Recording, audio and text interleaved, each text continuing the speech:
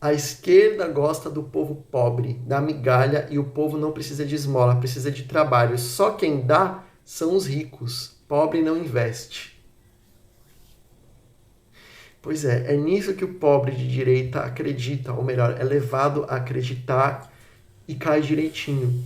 Porque essa ideia de que os pobres precisam dos ricos para ter emprego, gente, tirem isso da cabeça de vocês. É exatamente o contrário. São os ricos que precisam dos pobres para enriquecer ainda mais. Pega os milionários do Brasil, colocam todos numa ilha deserta, sem nenhum recurso e sem nenhum pobre para trabalhar por eles. Você vai ver, eles vão morrer de fome. Agora, junta um monte de pobre para você ver a potência que é.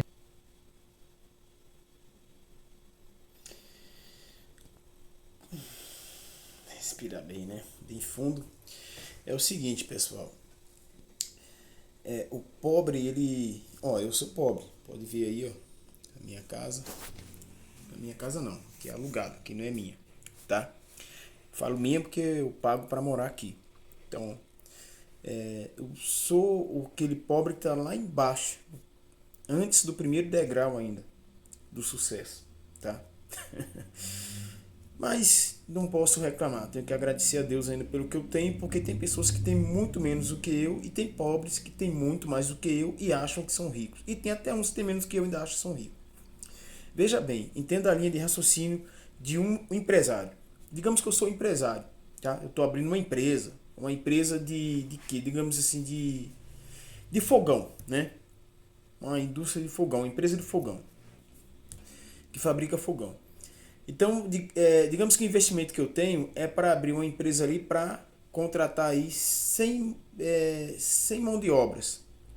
É um galpão, né, grande lá, tal. E aí eu abro o galpão, ponho os maquinários, ponho tudo, tal, que é muito caro, investimento para isso. Aí eu vou tá lá para 100 vagas, não é isso que eu falei? Tá, para 100 vagas. O que é que eu vou fazer? Vou abrir vagas, contratos de mão de obra. Então, vou usar todos os meios, que é a internet, agência de emprego, se é que ainda existe agência de emprego, não sei, né? Hoje em dia tudo é pela internet. Mas eu abro todos os meios para atrair as pessoas, os trabalhadores. Só que nessas 100 vagas, adivinha, vai vir 200, 300, 400, 500 pessoas ou mais para disputar essas 100 vagas apenas. E eu vou selecionar apenas 100, que é o que eu preciso. Entre esses 100, digamos assim, entre essas 300, 400, 500 pessoas, que eu vou selecionar os 100, vou procurar aqueles que se adequam mais ao perfil que a empresa precisa. Só que muitas vezes a pessoa ela já tem ali, né, o básico que eu preciso. Mas se a pessoa tiver muito mais conhecimento, estudo, enfim, né, formação acadêmica, mais qualificações além daquilo que eu preciso, é claro que eu vou dar oportunidade mais para aquelas pessoas, porque é uma peneira. O contrato é como se fosse uma peneira. Você vai passar apenas os grãos que você quer que passe e vai ficar os grãos que você quer que fique. Assim, se você quer um grão mais grosso, ele vai ficar por cima da peneira. Se você quer um grão mais fino, é aquele que vai passar pela peneira. E o que vai ficar, você vai descartar. Então é assim que é. Então o patrão não está dando emprego, ele está contratando porque ele precisa do seu serviço. Ah, mas é ele quem gera emprego, gente. Digamos que ele contratou aquelas 100 pessoas, tá? Produzindo ali. Você está dando seu suor, está dando seu sangue, dando sua vida. Aí você produz, né, atinge a meta, passa da meta. O que é que o patrão vai precisar? Ele vai chegar uma hora e falar assim, poxa, digamos assim que você passou da meta. Ele vai falar, não, preciso expandir meu negócio. Ele abre outra empresa. Vai contratar ali mais 10 ou 20 ou 100 pessoas novas, 200 ou 300. Porque aquele galpão que ele abriu era suficiente para 100, não dá para expandir aquele galpão. A menos que tenha espaço para ele construir mais. Então é mais fácil ele abrir um outro galpão em outro lugar.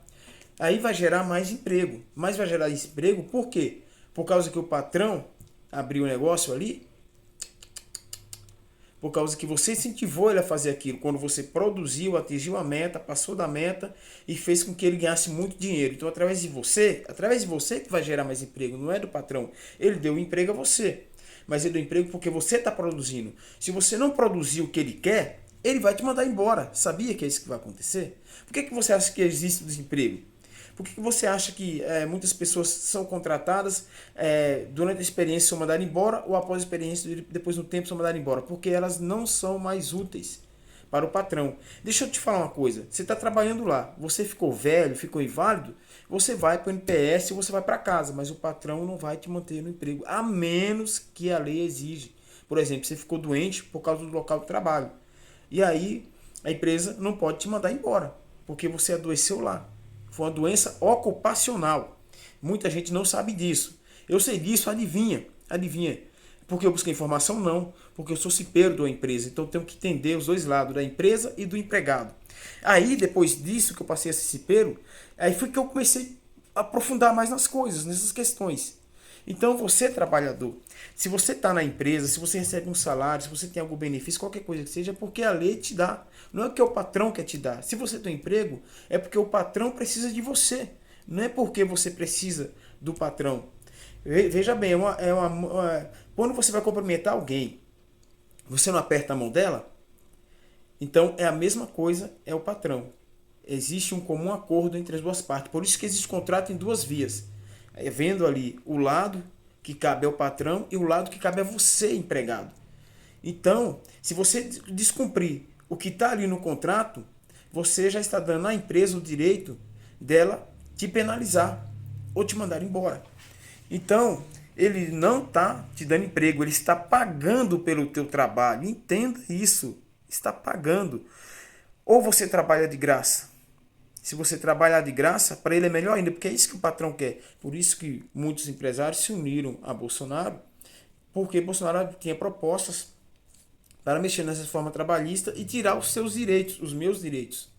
Então, muitos trabalhadores, quando se viram ameaçados pelas propostas que saíam da boca dele, não é coisa que, igual o pessoal fala, o Lula vai fazer isso, o PT vai fazer aquilo. Não é coisa que me disse, é que saía da boca dele, do próprio Bolsonaro, tá? Então, os trabalhadores se viram ameaçados. Por quê? Porque não houve proposta da boca do Bolsonaro em relação a melhorar para o trabalhador se tirasse esse direito. Só houve uma comparação que ele fez. Nos Estados Unidos não tem SUS, não tem direitos trabalhistas, não tem nada disso. E no Brasil tem e nenhum patrão aguenta isso.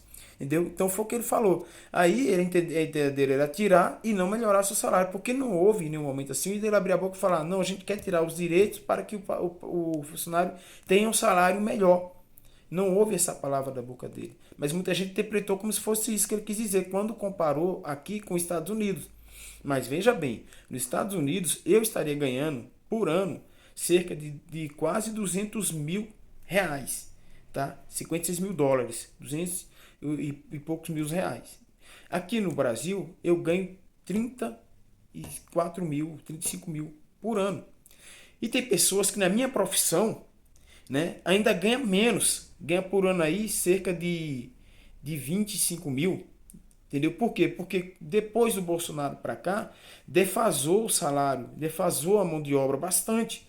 Então, quem contratava lá em 2012, 2014, 2015, contratava ali, na minha profissão, com salário de 2 mil, 3 mil, hoje contrata com salário de 1.500, 1.600, 1.700. Entendeu? Então caiu bastante, defasou bastante. E o trabalhador ainda se vê beneficiado com isso. Aí não entende o motivo da gente ficar indignado com o Bolsonaro, de não querer apoiar ele. As pessoas querem nos obrigar a apoiar um cara que fez o governo em cima de mentiras, em cima de calúnia, em cima de difamação, que usou a fé das pessoas, usou as igrejas para se favorecer, enganando todo mundo. E as pessoas não conseguiram ver isso. Nem quando ele entrou dentro das igrejas e fez do local de adoração um templo de heresia. E escandalizou as igrejas. E adivinha, como eu sempre falo e vou falar agora nesse meu vídeo aqui, isso vai trazer uma grande repercussão. Vai trazer perseguição para as igrejas. Só espere um pouco mais, você vai ver o que vai acontecer, como é que a política vai reagir em relação às igrejas, por causa do que Bolsonaro fez e do que os cristãos, né, os falsos profetas fizeram. Você pode não ter percebido, mas a gente viu a morte da direita neoliberal nos últimos anos, sacramentada pela eleição recente do Lula. Até 2015 nós tínhamos uma direita ponderada, uma direita neoliberal, uma direita democrática no país. O principal ator dessa direita era o partido PSDB. E o PSDB enfraqueceu muito nos últimos anos. Mas a culpa é do próprio PSDB, que se aliou a uma direita extremista, a uma direita retrógrada, a uma direita conservadora demais. O motivo disso foi o crescimento do PT, principalmente pelos 2 primeiros governos do Lula. O Lula fez excelentes 2 primeiros governos e conseguiu eleger a Dilma por 2 vezes na sequência, pelos trabalhos sociais que fez. E no Brasil, o que nós mais temos são pessoas pobres. E eles trabalharam para nós, para as pessoas pobres, para a base da pirâmide, para quem sustenta de verdade o país. Enquanto que as pautas de direita não prevalecem para os pobres, e sim para as pessoas de elite, para as pessoas que têm mais dinheiro. Com isso, vendo que numa eleição diretamente eles não conseguiriam ganhar, eles abraçaram as pautas da esquerda extrema e apoiaram o golpe contra Dilma. Foi um golpe arquitetado justamente para tirar o PT do poder, porque senão ninguém mais conseguiria entrar. Porque no Brasil a maioria, como eu já disse, é de pessoas pobres. E as pessoas pobres têm o mesmo valor no seu voto do que as pessoas ricas. E é por isso que a elite está se esperneando na frente de quartéis hoje, porque acha que seu voto deveria valer mais do que o voto das pessoas pobres. É por isso que existe tanto ódio contra o Nordeste. Só que eles tinham na manga uma carta que a gente jamais poderia esperar. Como eles conseguiriam entrar na cabeça dos mais pobres, mesmo tendo pautas para as pessoas mais ricas? Foi aí que entrou o papel da igreja. As igrejas foram utilizadas politicamente para poder convencer as pessoas mais pobres de que elas teriam que votar na direita, mesmo a direita tendo pautas para pessoas mais ricas. E daí foi onde eles criaram o monstro ou o demônio da esquerda, para colocar medo nas pessoas, principalmente nos religiosos, de que eles seriam perseguidos, de que as igrejas seriam fechadas, de que os líderes religiosos seriam presos. E a igreja teve papel fundamental na arquitetura desse golpe. A bancada evangélica toda votou a favor do golpe contra a Dilma. E foi no golpe que a gente viu o PSDB e outros partidos de direita neoliberais morrerem. Eles deram lugar para a extrema direita.